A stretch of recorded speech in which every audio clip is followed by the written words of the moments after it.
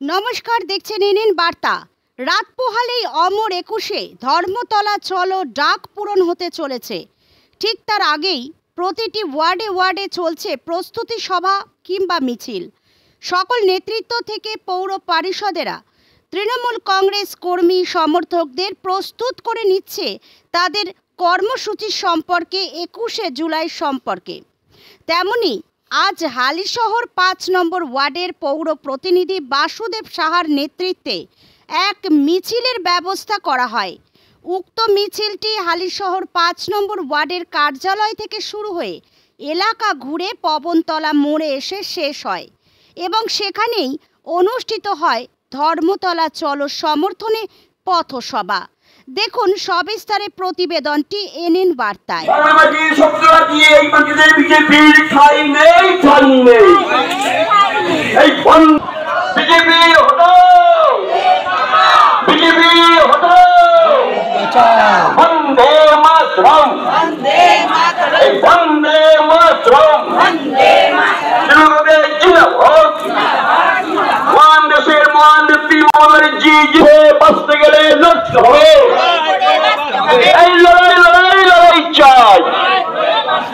নমস্কার, এনএন বার্তায় আপনাকে স্বাগত।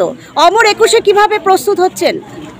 দেখুন, আমরা আমাদের ২১শে জুলাই হচ্ছে আমাদের আবেগ। ২১শে জুলাই মানুষকে এবং তৃণমূল কংগ্রেস কর্মীদেরকে জোর করে নিয়ে যাওয়ার কোনো প্রশ্নই ওঠে না। নিজেরা সব নিজের তাগিদে ওই ২১শে জুলাই কিন্তু আমাদেরকে ভারতবর্ষের গণতন্ত্র প্রতিষ্ঠা করেছিল। সেই আইডেন্টি কার্ড তখন আপনার হয়তো মনে আছে, টিএন সেশন তখন নির্বাচন কমিশনার ছিলেন, মমতা বন্দ্যোপাধ্যায় তখন যুব কংগ্রেসের নেত্রী ছিলেন। ১৯৯৩ সালের ২১শে জুলাই এই আমাদের চলার পথ, মানে Mamata Bandyopadhyay no identity no ভোটের দাবিতে যে মিটিং ডেকেছিলেন কলকাতার ৫টা রোড দিয়ে রাইটার্স বিল্ডিংয়ে, যে ১৮টা কর্মসূচি নিয়ে উনি গেছিলেন। কিন্তু তৎকালীন সময়ে জ্যোতি বসু মুখ্যমন্ত্রী ছিলেন, স্বরাষ্ট্রমন্ত্রী বুদ্ধদেব ভট্টাচার্য ছিলেন। সেই চিত্র দেখে যে কলকাতার স্তব্ধ করে দিয়েছিল, একদম সাগর থেকে নিয়ে পাহাড় পর্যন্ত কোনো জেলার মানুষ বাকি ছিল না।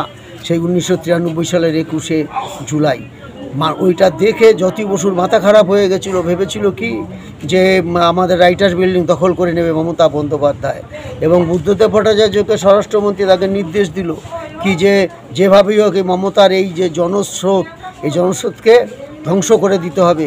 তাদের যেভাবেই হোক, গুলি চালিয়ে হোক, মেরে হোক, লাঠি যা করে হোক, যেরকম কথা সেরকম কাজ।